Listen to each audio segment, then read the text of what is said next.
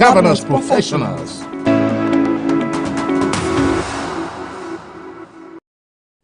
Hello and thanks for joining Corporate Governance Platform.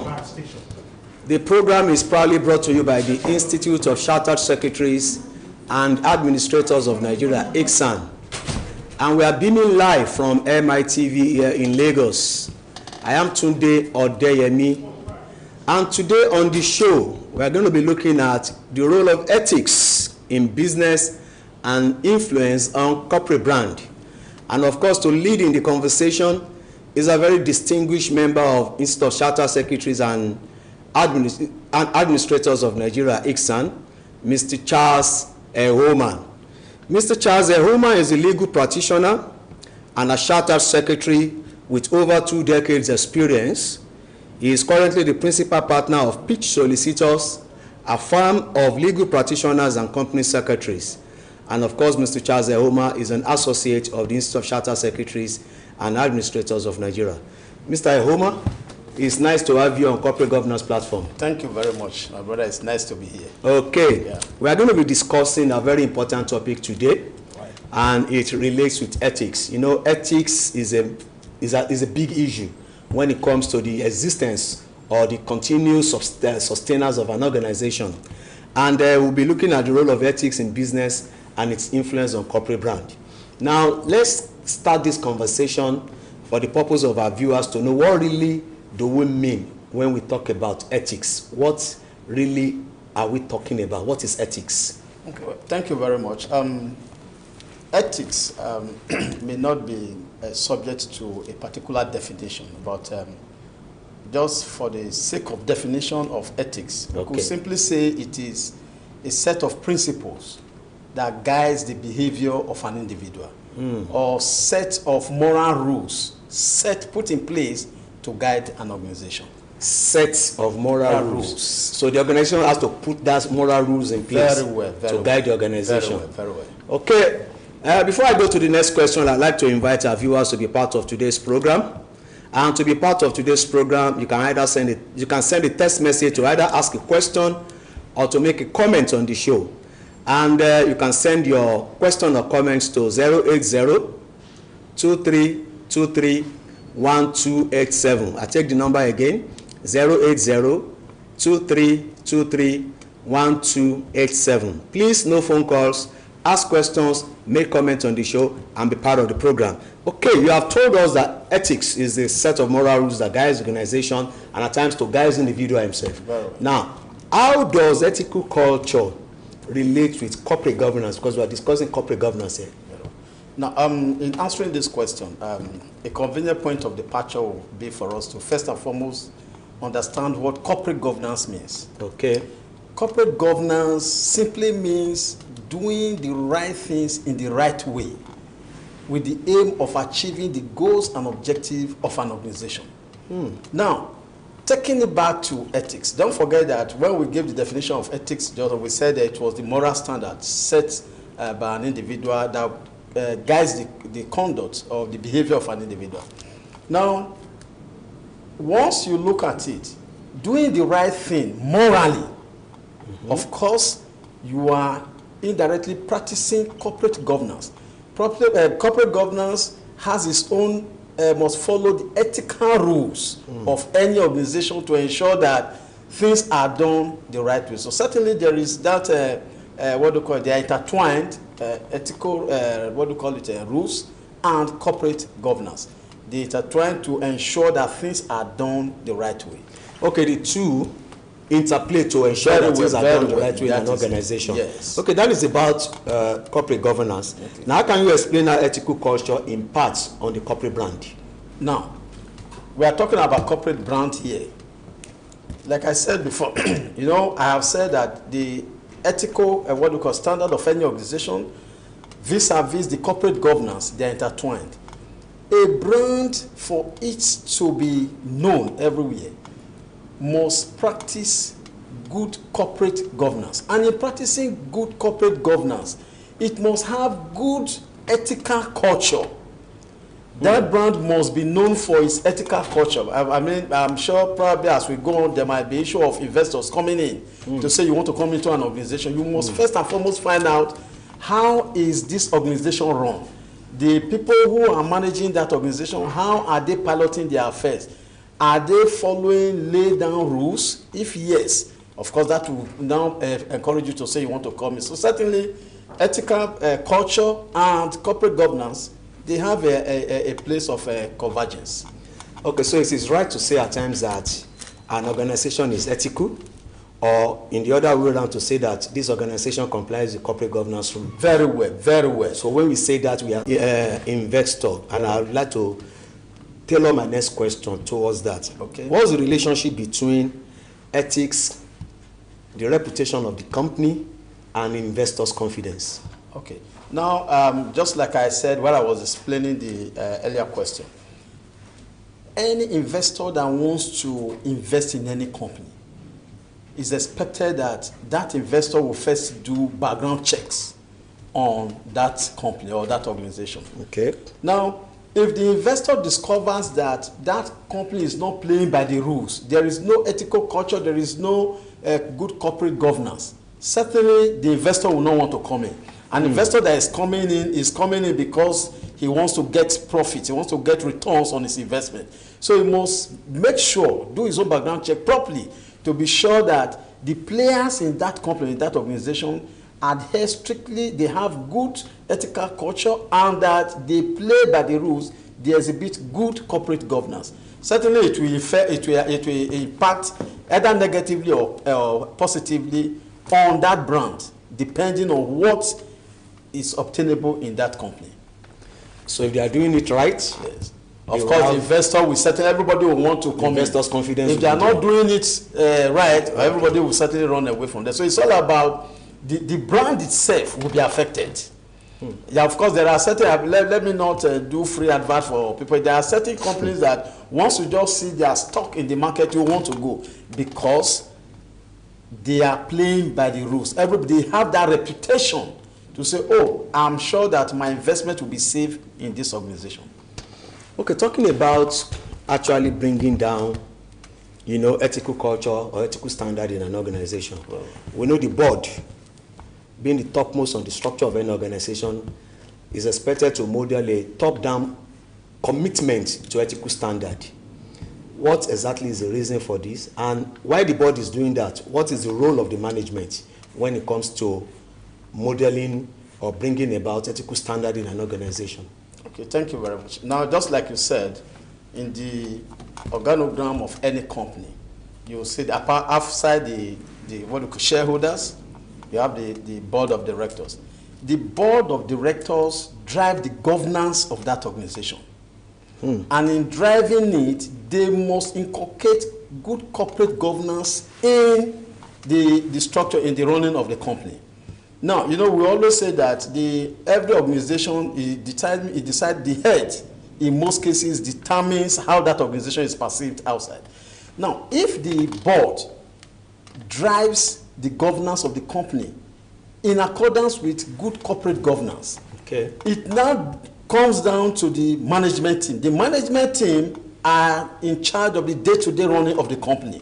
They are the ones that will now implement the policies, the decisions, the governance policies of the company. And so it trickles down. It will also now go down to even the last man on the ladder, probably the gate man. So from the board to the management team to the last person, it must come down. It is what you are seeing up that will determine what will happen down. So if you have a rotting system where the head is rotting, there is every tendency that the bottom, the down, will not go well. So certainly, like I said, once the board drives the governance of the company well, in accordance with good corporate governance, it comes down to what we call the management team, who are in charge, because they are the ones that are interfacing with the customer, the outsider, people that come, that interface with the company. They are the ones that run the day-to-day activities of the company. So they will have no choice to follow that guidelines that has been set down from the board. So it trickles down to the last person. I understand the board and the management. Yes. But when you now mention the last person in the organization, Very well. do they really understand what ethics is about? Do they really understand how to sustain or maintain ethical culture? How can we really involve, you mentioned the gate man. Yes. How can we really involve these lower cadre officers in an organization to maintain that ethical standard? Okay, now let me just quickly give an example here. When the late Dora Akunyili was the DG of NAFDAC, then if you go to NAFDAC, right from the top to the last bit, right from the gate before you go in, nobody tells you, give me a tip before I allow you in, because the head has set the standard. The moment the head sets the standard, they know that this is the situation. Every other person will have no choice but to fall in. Of course, they will be acting based on what they see their bosses in the office do. If they know that my boss says yes, it is yes. What is fair is fair. Everybody will be interested in putting in his or her own best to ensure that the goals and objectives of that organization is achieved. And again, that is why we now bring in the reward system. Okay. When the man knows that if I do the right thing, irrespective of whose source is God, that I'm going to be rewarded, they will have no choice but to follow the precedent that has been laid by those on top. Fantastic, fantastic. So the leaders has to lead well. Of course. If you are the head, you have to do the right thing because others are going to follow. Yes. Before I ask my next question, which is going to be on the Code of Corporate Governance, I'd like to also talk to our viewers to be part of the show. If you are just joining us, we are discussing the role of ethics in business and influence on corporate brand. And I have Mr. Charles Ehoma, a distinguished associate of the Institute of Chartered Secretaries and Administrators of Nigeria, ICSAN, leading in the discussion. Please, if you have comments or questions, please ask by sending a text message to 080-2323-1287. I take the number again, 080-2323-1287. I am willing and itching, of course, to read out your text message. Now let's go to the provisions of the code when it concerns, as it relates to ethics. The code provides that a company's code of business conduct and ethics should provide, among other things, that directors should not make improper or prejudicial use of information acquired as directors, and of course not disclose non-public information except where disclosure is authorized or legally mandated. That is the provision of the code. Now, what is the significance of this provision as it relates to ethics? Okay, thank you very much. You know, every director that occupies any position in any company owes a fiduciary relationship, apart from other duties that he owes to the company, owes a fiduciary duty to the company. Those information that must have come to his knowledge while he was working there can be termed as privileged information. And of course, you know, in the business world, it's all about competition and it's all about profit making.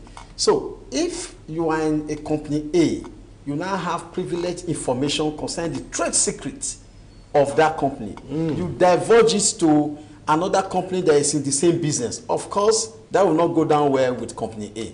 So I think the essence of that provision is to guide the trade secrets of each company and to even underscore the importance of this duty of the director or any other officer to the company. Section 306(5) of the 2020 Companies and Analyzed Matters Act, okay, provides that duty not to make use of that information while you are there still continues even after you resign, such that the company, if you breach it, the company can even sue you.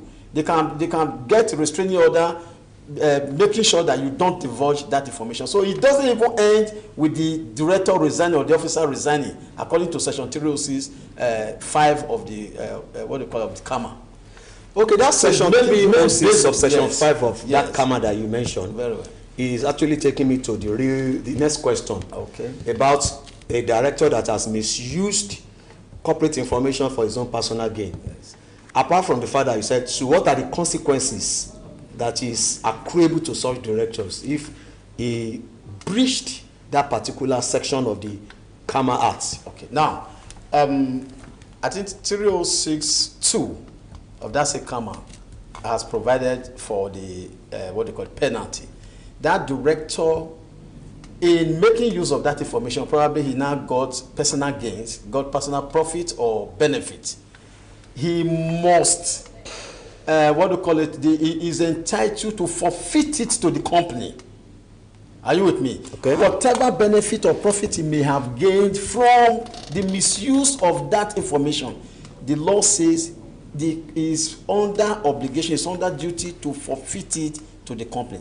And me, I've always said that apart from that provision of the Constitution, to me, I think it would be a veritable ground to remove the director, because as it were, the trust has been betrayed. That is my own position. What if he has left the organization? No, don't forget that I said even if he has left the organization, it doesn't exonerate him because of the provision of 306 sub 6, sub 5 that says that duty that he owes the company continues even after he leaves. The personal benefits have been benefited. That is my concern here. Now, what will you do with the benefits that he has already benefited? Once the evidence shows that yes, these were the benefits, of course, it's under obligation to forfeit it to the company. Okay. That is what the provision says. He has to forfeit it to the company. Okay, should this direct, let's say, two competing companies, even after disclosure, you know, it's required of a director to disclose. We have discussed issues about disclosure and transparency. Yes. Even after disclosure, should the director serve in a competing companies? Okay. Now, again, what KAMA provides is that once a director has interest, either in another company or either in the business of another company, he is duty bound to disclose that to the company where he is on the board. If the after disclosing, if the company now feels, oh, despite the fact that he is holding another position in that company or he has another interest there, the option will now be up to the company to say, oh, well, based on what we have seen, I don't think it will affect us negatively. Now, they can also say, because of that, we are sorry you can no longer be on our board because there will be clash of interest. But I think circumstances might also determine what may happen, because there are instances where you see some directors being on the board of another company might be of benefit to this other company. So they might say, okay, stay there, let us know what and what is happening. But in most cases, the moment that interest has been disclosed, the option of whether to retain him or not now lies with the company that he has disclosed to. Okay, I have a question at last from Ariola. Ariola is asking, what will happen if the director didn't disclose that he has interest in another organization? Well, I've said if he doesn't disclose, you know what? Sometimes we say, "Blessed are those whose sins are covered." If it is not known, but the moment it is known, it is discovered, of course, the company can take him up. Okay, once it is known and discovered, yes, they can take up the director. Very well. Okay, there are these principles of corporate governance: honesty, integrity, fairness, loyalty, are among the desired principles also in ethics. Very well. Can you explain each of these in relation to corporate governance? Principles of honesty, integrity, fairness, and loyalty. They are desired principles in ethics. Now explain each of them in the context of corporate governance. Okay, don't forget, when we started our discussion, the second question also was achieved. Now, for you to do the right thing, first and foremost, you must be honest. You must be an honest person. You must cherish truth, because rules will be put in place. Do you play by the rules? If you are honest, you are going to play by the rules. Now, reputation matters a lot. The reputation which also affects the brand of any organization. There are some companies, some entities you mentioned today. You say, oh, no, I don't want to have anything to do with that company because the reputation, there is nothing to write home about it. So the reputation will determine how members of the public perceive you. Now, come to fairness. In an organization, you are the MD of the place, you have your responsibilities to the board, you have your responsibilities to the shareholders, you have responsibilities to other workers, you have your responsibility to even customers of the company. Every other stakeholder. You must be seen to be fair to everybody, give to everybody what the person deserves, what is due to every segment, every stakeholder in the company. Make sure everybody gets it. So that is fairness. Now we come to the last one, which is loyalty. Now, form the pivot around which corporate governance revolve. Okay. Now, is good corporate culture also relevant and beneficial to the public sector? If yes, how? Now, thank you. You see, most of the practice of corporate governance in Nigeria today, to a very large extent, is related to the private sector. But people have been agitating, and I also belong to that school of thought, that it should be extended to the public sector. Now, in our country, Nigeria today, integrity is in scarce demand. Honesty is in scarce demand. If corporate governance is introduced to our public sector, most of the issues we have, even concerning our economy today in this country, we will not have them, because you know that these are the rules, these are the things you are supposed to do to make sure that you get the best result. Follow them. That is just what corporate governance is saying. Follow. Even our politicians, they must learn to inculcate the habit of good corporate governance. That is the best, international best practice all over the world now. That look, whatever, whether in the public or in the private, please let us do things the right way. So I strongly support that it should extend to every facet of human endeavor, not only private sector. Okay, it should extend to every levels of human endeavor. Very well. Now, I want you to advise the private and the public sector together on how best to really entrench the principles or ethical culture in the operations of both the private, and you talked about the fact that it is already in private, but you and I know that it's not completely in private. Now, I want you to give them advice on how to really entrench really good corporate culture in their operations. Well, as a member of Chartered Institute of Secretaries and Administrators, first thing I will say is that they should ensure that all their members, particularly those who are holding positions of authority, are trained in the act of corporate governance. You see, it's one thing to shout it about corporate governance. They should also practice it. Like I said, the round square, square pegs must not be put in round holes. Okay. Those who are qualified must be the one that must hold certain positions of responsibility. It should not be because I know this or I know that. Is the person qualified? Is this ready to hold that position? That is even where the corporate governance will start from. By the time all of them are ready to